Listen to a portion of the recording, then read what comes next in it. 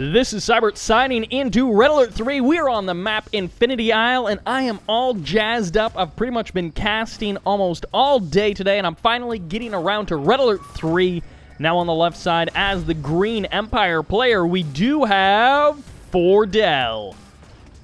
Fordelos. And on the right side, as the Red Empire player, we have Ikar.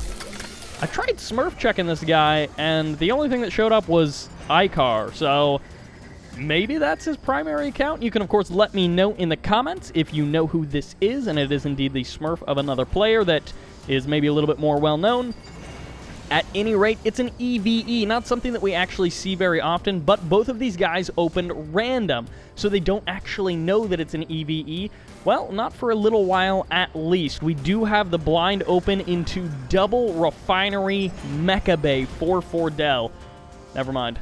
He's got the barracks over there. I missed that, but he did go just one racks. He didn't open up triple dojo or anything like that. Both of these guys getting their oil derricks. And right about now, Fordell knows that it's, EVE, and the other guy will know that as well, because he will be able to see that burst drone. So they know it's EVE, and they know that it's going to be a bit of a Tengu knife fight. Now, as soon as Ikar... Oh, he actually... That's why he's got no Mecha Bay, because he went super fast third refinery. As soon as he realizes this, he's going to be like, oh, shoot. And that is the point where this game instantly gets very interesting. We've got the double harass going down. A little bit of damage from the burst drone on the ore collector on the right, while on the left, or the top side, we do have that Tengu putting out a little bit of hurt. Now, lost mining time is very important for Fordell, because he wants to basically neutralize the economy advantage that his opponent has. The Tengu does take a fair bit of damage. However, on the peninsula, we do have another Mecha Tengu going to be showing up, trying to put a little bit of hurt on that ore collector, but very good control from Fordell, not allowing any of his Tengus to actually get cleaned up there, not allowing any of them to go down, which is, again, very important considering he's at an economic disadvantage. Base defense is going down, and of course that Defender VX can hold its own against a couple of Tengus, I guess, unless they both are already on the ground, and then the Mecha Tengu, and then the Striker just doesn't actually... It's a Defender. Never mind. You guys get the point. At any rate, sudden transport. This has also become a bit of a very important part of the EVE matchup. It's not all just about Tengus. Sometimes it's also about mixing in that sudden transport.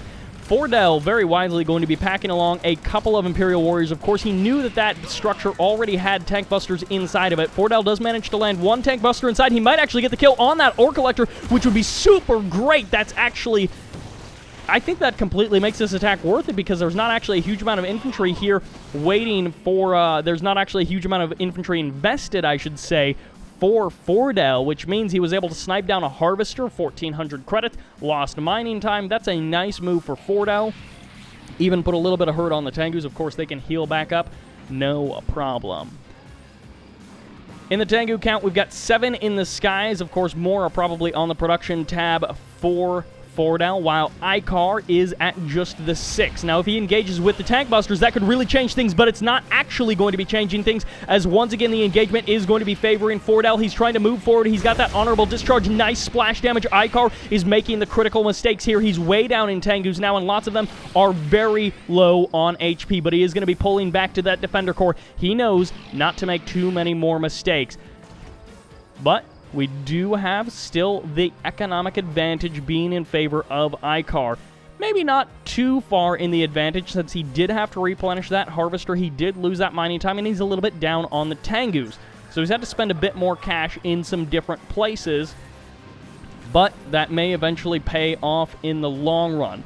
And of course, maybe if he would have known this was EVE, he would have opened up a little bit differently. However, he has transitions kind of into the mid-game all right. Ooh!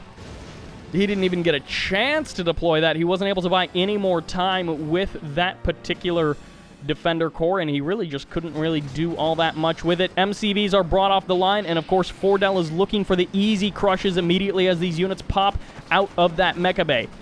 One MCV taking a fair bit of damage. They're actually both taking potentially a lot of damage here, and we've got to remember, every crush does that extra bit of damage. Honorable Discharge can splash a little bit there. Tengu's once again going to be harassing these Harvesters, and depending on how many Tengus you actually lose, the Harvester harassment may not actually be worth it. But Fordell, his MCV is so far out of position. However, if he takes this engagement very carefully, he could easily divide and conquer a little bit on these Tengus. Just cleaning up the ones on the edges could give him a big advantage if he chooses to engage. Fordell has bought enough time for the tech up. That tier 2, he's going for a bit of sandwich with the Tsunami tank on one side and the Tengus on the other. As you can see there, he was, I don't know if this was the original plan, was to sort of distract, Ikar with the MCV while he teched up, but that's kind of what ended up being the situation, as he almost got a little bit of a trap there on a lot of those Tengus. Ikar, you know, he saw it, he reacted well enough. Of course, slapping that F key, making it happen. Tengu potentially on the harass, but most likely just for a bit of scouting, as one Tengu in this situation likely won't do very much. He just wants to confirm, okay, no third base out on the water, and then he may end up going for a flyover just to confirm that there's no third base over here either. But Tengu's once again going to be coming in. They do have point defense drones, just going to be adding that extra bit of life to them. And on the ground, we do have a fair number of Striker VXs as well. 3 in total, a couple of Tsunami tanks being mixed in. Both of these guys have successfully transitioned into that tier 2 sort of army. However, at the same time, the MCV, very low on HP, still has not established a third refinery for Fordell. He just has not quite been able to do that. However, on the left side of the map, there is a little bit of a push in here from Ikar. He's trying to make something happen. However, he will end up losing this power plant. This is a pretty big deal. I guess it's not actually that big of a deal just because he does have that third refinery, so the eco advantage is going to be quite nice when, you know, rebuilding the power plant. It's not like it's going to completely shut down his production. He should have enough money to get out that power plant without delaying production too much. However, if he ends up losing too many of these Tengus, considering he is at a disadvantage still, and of course Fordell wisely pulling out to the water before transforming and taking that engagement, snipes down the power plant. Again, that's a nice victory. Maybe not game-winning, but if he would have made use of this time, you know, attacking somewhere else, he potentially could have struck while Ikar is weak. Another Defender Corps going to be produced for Ikar, potentially to guard over here kind of on that northern flank of, or the northern side of that army. Unfortunately for Ikar, he donates away a Striker VX a little bit for free there. Will end up losing that. Third refinery has been established for Fordell. And this can be a very bad situation, as a lot of the army for either player may not actually be in the first part of this engagement. Fordell trying to find a more favorable angle. He was actually just buying a little bit of time there for the point defense drones so he can fire them off. But seeing that, and actually that should give, I'm not actually sure when he refreshed his point defense drone, so Ikar may actually have plenty of life left on his... Nope, that's what he was waiting for. So he actually was looking at that and was like, oh, my point defense drones are actually about to expire. So he will be forced to pull back. Of course, he did see Fordell redeposit his point defense drones, and that was, if anything else, or if nothing else, that was a bit of a tell for Ikar that he's like, oh, shoot, yeah, I got to think about that myself. Neither player wants to take an engagement into point defense drones when they themselves are about to expire, of course. Still with a pretty solid Tengu lead. Yeah, I'm pretty sure Fordell still has a... Yeah, he has a pretty serious Tengu lead. I'm not sure if he actually has a army lead overall. Both players do have a pretty serious amount of Tsunami tanks. And I think Ikar has like 5 Strikers, while it's only like 2 Strikers for Fordell. Potentially, we may end up seeing a retransition into some infantry because, as we have seen, tank busters, again, if they're not caught out of position and completely destroyed by themselves, they can be extremely powerful. Tsunami tanks going in for the engagement. There's a couple of them being pushed forward by Fordell. He wants that splash damage. He wants that honorable discharge. And it looks like these guys will trade relatively evenly. I'm not actually sure if either one of them came out ahead too much in that engagement. We do have some pretty low health Tsunami tanks, which may be forced to turn around for a bit of the splash damage. But no, it's actually some of the higher health ones that are turning to engage. And this is kind of an awkward engagement for Ikar. Much of his army has already moved away, whereas Fordell was engaging a little bit more carefully.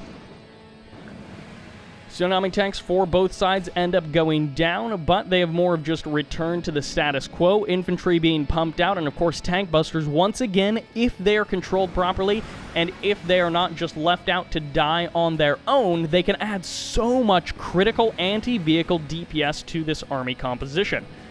Now, me, myself, I don't have the control, the APM, or the micro to actually make an army composition like this happen, but fortunately, Ikar is not me, and hopefully he can make it happen. He does get a couple of shots off here with the tank busters, doing some pretty good DPS to those tsunami tanks, but he has to be careful about the crush. Here come the big push from Ikar. He's not really grouping up much of his army. He was going for the harass, and he does snipe down one of those harvesters, but he does trade a lot of his army for it. As you can see, he is down to, well, he's still got actually quite a few tsunami tanks, but really the ones on the front line, only 2 of them ended up surviving, and quite a few went down for both sides. I don't think it was nearly as many for Fordell. It's always a little bit hard to keep track, as once those explosions start firing off, it can look a bit samey.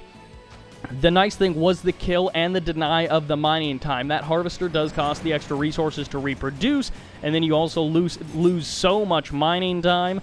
On top of that, the instant dojo is being reproduced, well, or at least it got moved basically from the back end to the front lines, direct reinforcements. Fordell is like, well, your entire army is at my 3rd refinery location. I'm going for a bit of a counter-attack with all of my Tengus. For now, he's just going for a counter-scout, which is where you just take a bunch of damage from Striker VXs and potentially lose. Yes, 1 Tengu will go down. But the big form-up of units by Ikar is going to be potentially leading him into a big push. Fordell needs to be careful. He does have King Onis. He was able to get up to that tier 3, and he is going to be able to take a couple of pot shots at those Tengus just to do that extra bit of DPS. Infantry production has slowed down here for Ikar. He does have a fearsome army. However, at the same time, it still can be routed by Fordell, again, if he's very careful.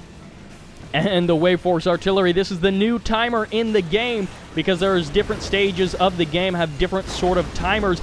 Getting to Wave Force Artillery and that advantage can be such a big deal, as both sides fire off Emperor's Rage, allowing them to do that extra bit of damage. Tengus come in, snipe down some of the Strikers, but at the same time, Strikers for Fordell going to be targeting down those in the air for Ikar, and it looks like Fordell is starting to push forward, but Ikar still has more forces. I'm not sure if Fordell has enough to finish him off. The Wave Force Artillery on the back end still firing fantastic shots across the little section of land here and cleaning up a number of Ikar's tanks. Ikar still has some forces left. He cleans up the 3rd of Fordell, and can Fordell actually stop the impending forces from Ikar? Well, it looks like yes, because Ikar is streaming them in one at a time. Easy peasy. This is a nice hold for Fordell. He doesn't have to do anything right there. He just had to absorb a couple of units, and he is down a refinery once more.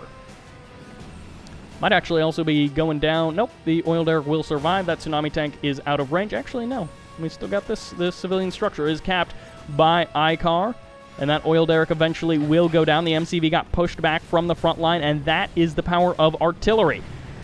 You get that huge advantage just in unit types. You don't have to worry about engaging base defenses. You don't have to worry about being the one who's being shelled from afar, and of course that puts a big and the MCV was on the front lines, and then it had to move all the way back. This is so much time that has been bought. There's no tier 3 up and ready for Ikar. Because normally when you see artillery, you're like, oh crap, tier 3. That's of course what I need to be doing, and hopefully you scout your opponent's tier 3 so that you know that they're going for it. But in this particular case, Ikar wasn't able to do that, so the first time he saw those Wave Force Artillery, or rather the King Oni, which is really what tipped him off about the tier 3, it was already too late. His MCV was on the front line, he couldn't get out that tier 3 in time, and now he's going to have to really deal with this army right here, right now, and he has to be extremely cost-effective about it. The MCV trying to get up here to absorb some shots, to go for potentially some crushes if he can actually get close enough to some of these units, and potentially there could be some devastating crushes, but again, Ikar just came down to that last couple of moments there. He was at a technological disadvantage, and he couldn't engage the army straight up. Fordell was also very careful about what engagements he took. Sometimes players get a little bit over-eager as far as where they want to harass and when they want to attack, and it can end up spelling defeat in a mirror matchup. But a pretty fun EVE, not something that we see very often, and I know that some people don't like EVEs. They don't like mirror matchups in general, just because it can get a bit It can get a bit samey. You can have Tengu v Tengu, Sickle v Sickle, Peacekeeper v Peacekeeper, and it can kind of just look like a big wish-wash of the same exact unit. At any rate, I hope you guys enjoyed it. Fordell will be taking this game, and of course, thank you all very much for watching. This is Sybert, signing out.